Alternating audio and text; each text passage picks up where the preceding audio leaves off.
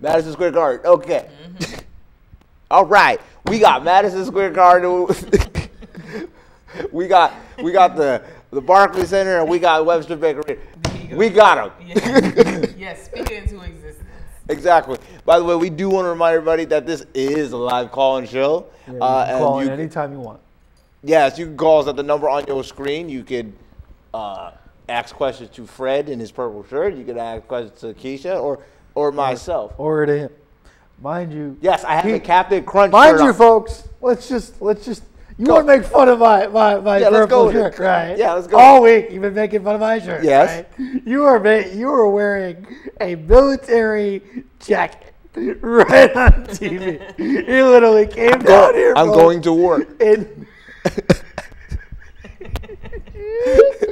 He looks like a colonel in the Navy. He looks let's go to work. Yeah, he looks like somebody important with the gold-plated things on his.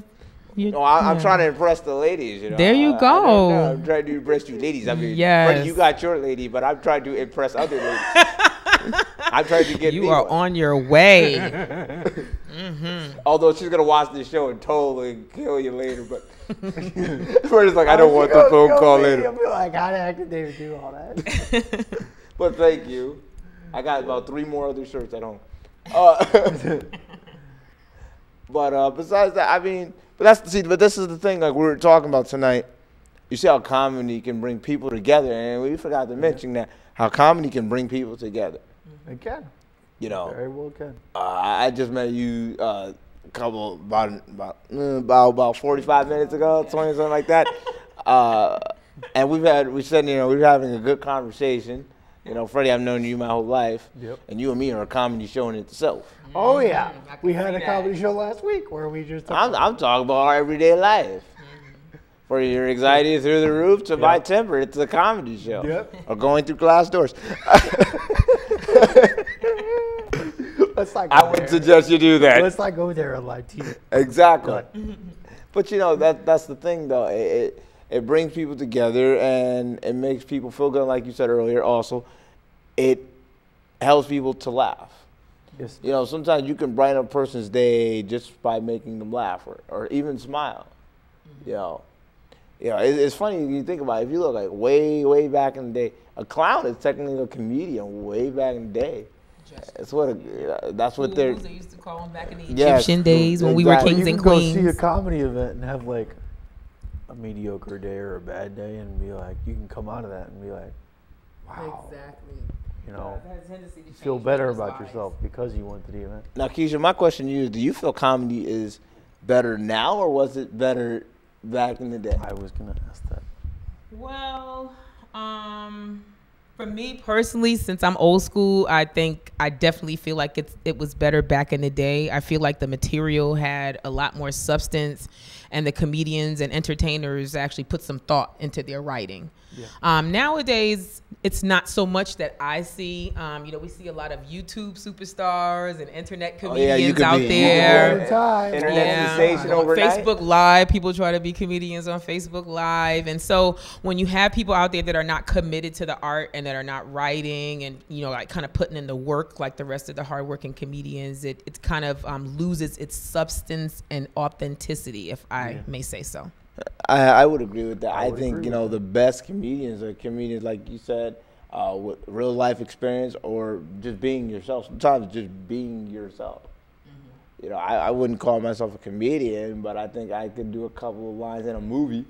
And I'd have a little funny couple of lines. I never considered myself a comedian either until I actually started writing, going up on stage. And when I first got officially booked for my first gig, which was about 4 months after I started stand-up, I still wasn't comfortable calling myself a comedian because some comedians said, oh, you getting paid now. You know, you can call yourself a comedian. I still wasn't comfortable with it. It wasn't until about maybe 8 or 9 months after I started doing comedy that I started officially calling myself a comedian.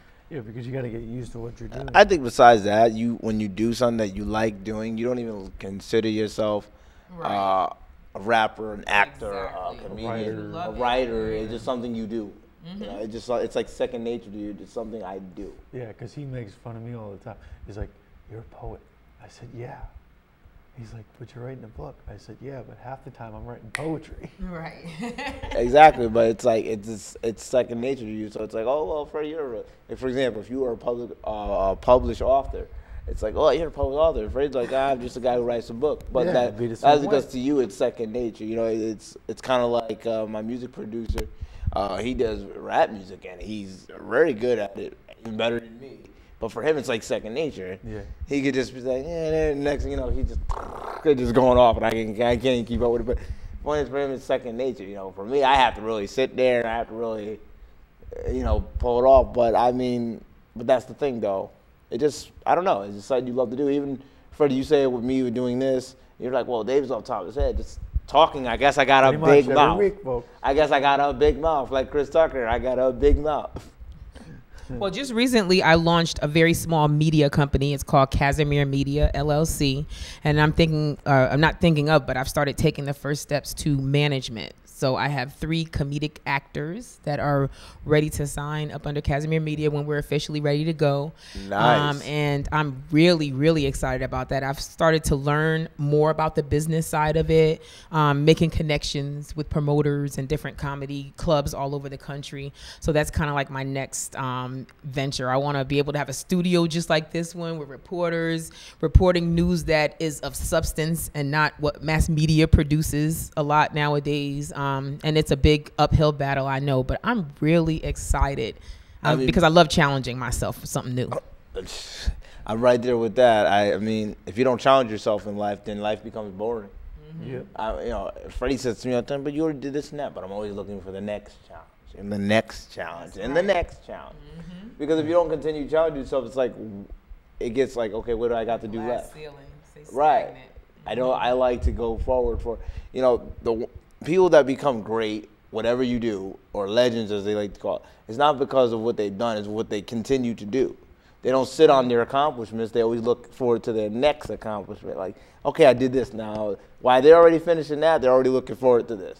Like you said, I have the mixtape that's out, but I'm already in the middle of the second one, halfway done, because I was already working on the second one halfway through the first one. So in other words, you're only as good as your last performance. You keep going. That is true. That is true. Everybody's been telling me ever since graduation, be proud of the fact you graduated. I'm like, yeah. Oh, most definitely. But always look forward. Don't live on just that one achievement. Enjoy that achievement, and then get ready for the next one. But then it's like, what's next? Okay. Exactly. So here's the next move. Yep. And now the next move for you is you want to continue school, and I think that's great. For you want to start kind of like. I'm in school too. I have 5 classes to go before I get my bachelor's in criminal justice at Sacred Heart. Nice. So I'm doing that plus working 2 other jobs. So I do a lot of other things outside of comedy that I love, that I enjoy. Exactly. I love being around people. So I love my job. Yeah, he's a people person. At the sports arena and the ballpark. I love it. I love being around people. I love the ballpark. Great people. That's the thing. I love being around people. Mm-hmm. And I can't just be alone. No. I'm used to being alone, but I like being around people. It's weird. Sometimes it is good to be alone, though. So you got to get away. Yeah, sometimes you need a couple days or so. A couple of months.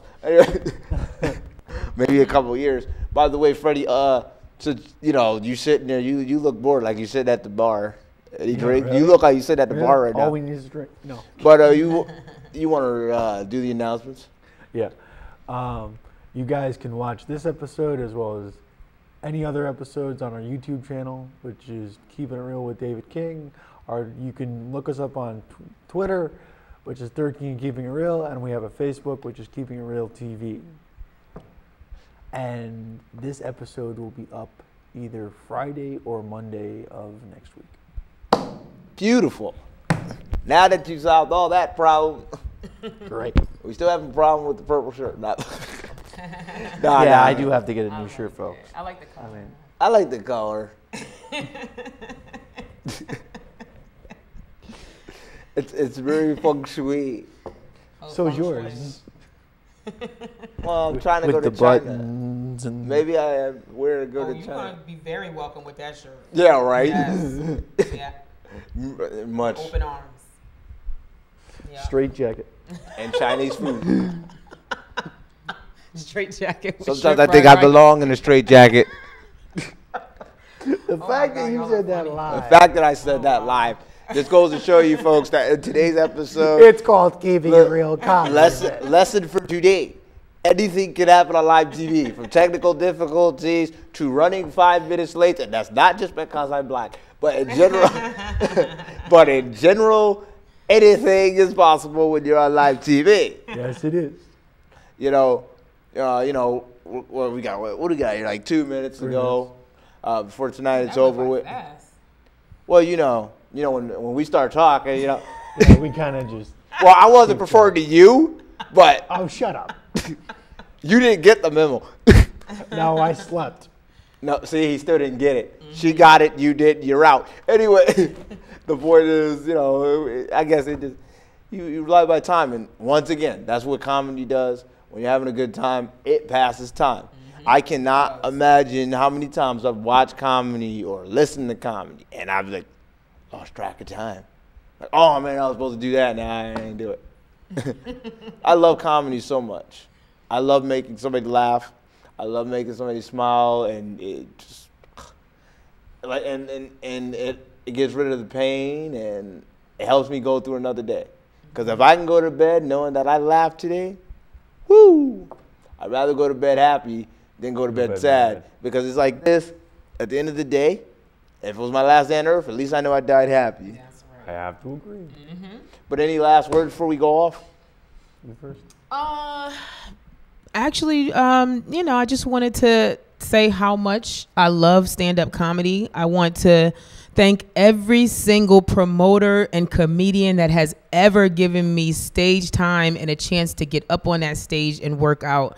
There are just so many I wouldn't have time because we only got a couple of seconds, but I just want to make sure that I stay humble and that I thank every single last one of you that has ever given me an opportunity to write, to go on stage, just to be a part of the comedy family. It means so much to me to have my comedy family. We fight just like a regular family, but it's all good. We support each other. And I love doing stand-up, and I'll continue to do stand-up as long as it continues to be fun and something that's an outlet for me. So I just wanted to say I think we're off the air, but okay. Whoa. Did we? Well, why are we still on TV then? Oh, they cut you off right at 7:30? Yeah, I think, yeah. Okay. All right. Oh, well, we'll fix that next week. You see what They cut me off. That's all right. I hope I said what I had to say. Don't worry, Fred. That's a good opener for next week. Last week we got cut off. They should have at least gave us an extra minute since they started late.